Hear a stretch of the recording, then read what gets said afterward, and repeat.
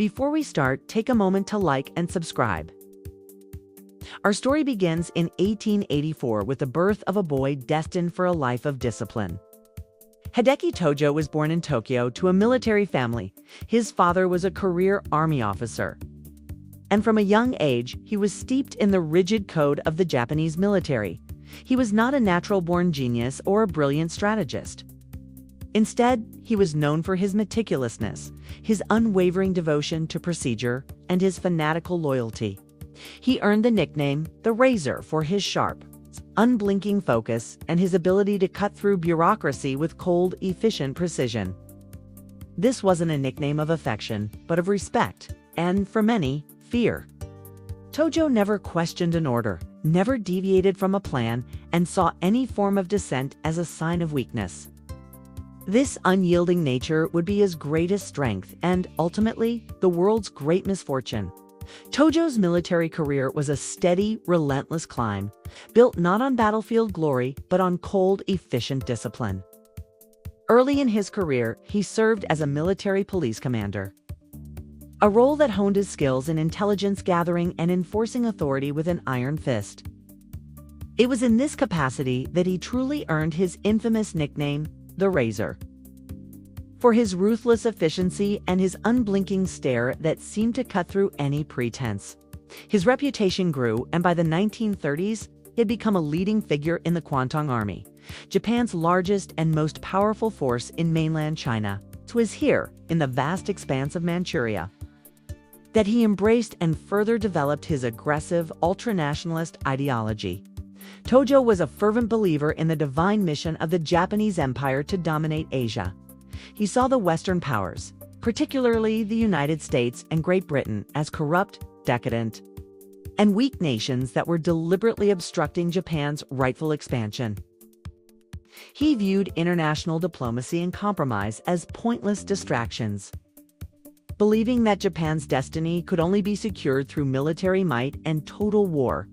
The sudden change is that this purely military man, known for his fanatical obedience to the chain of command and his disdain for politics, began to become deeply enmeshed in the political sphere.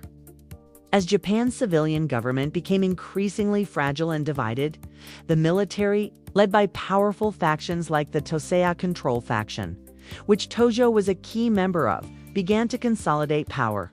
They pushed for a totalitarian, militaristic state, one where the military's will was law and war was the only solution. By the late 1930s, the civilian government was a mere puppet, and Tojo, with his reputation as the Razor, was the perfect candidate to represent the military's interests on the national stage. In 1940, he was appointed Minister of War in the cabinet of Prime Minister Fumimaro Kono. He used this position to purge the military of anyone who showed the slightest hint of dissent or a preference for diplomacy. He was at the heart of the secret military cabal that was relentlessly pushing for war, believing that a preemptive strike was the only way to break the American resource embargoes and secure Japan's future.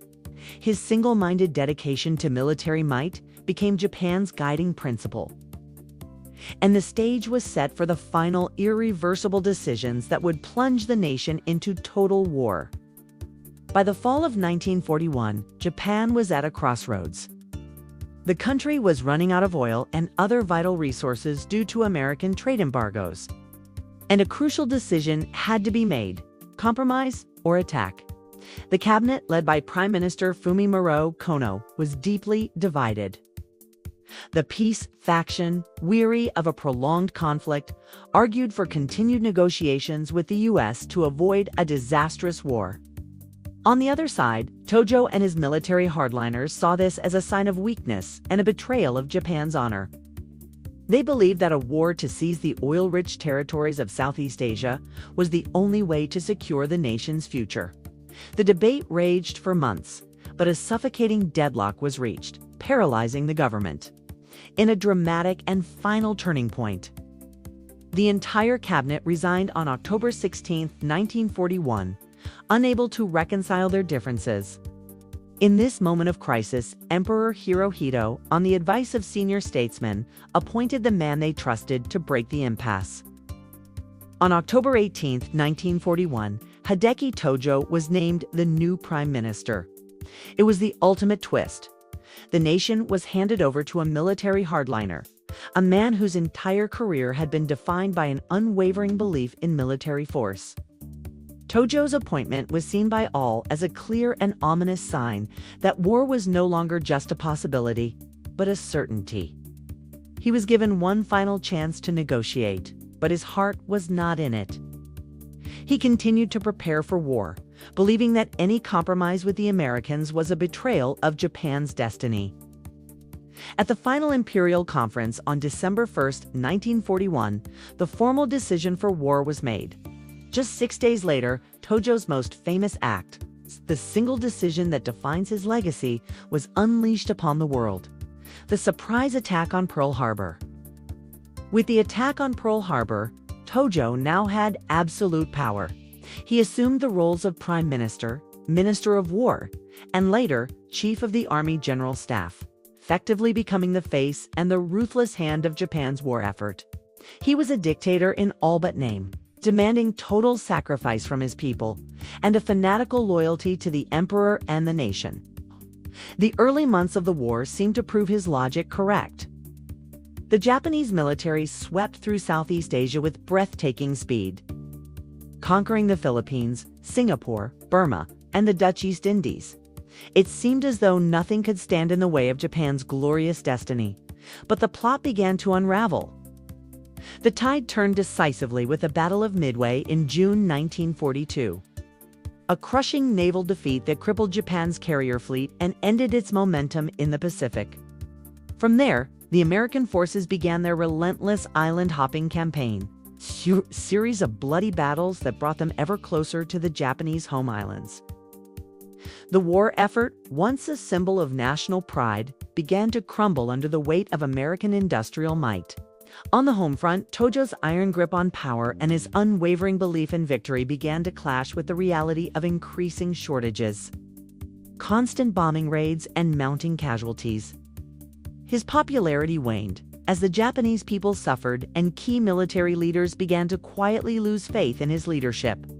With the fall of Saipan in July 1944, the strategic island in the Pacific brought American B-29 bombers within range of mainland Japan, putting Tokyo itself in the crosshairs.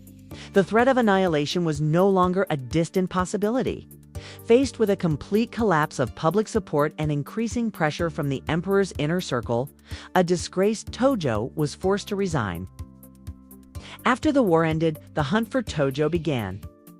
The man who had been the most powerful figure in Japan went into hiding in the final chaotic days of August 1945.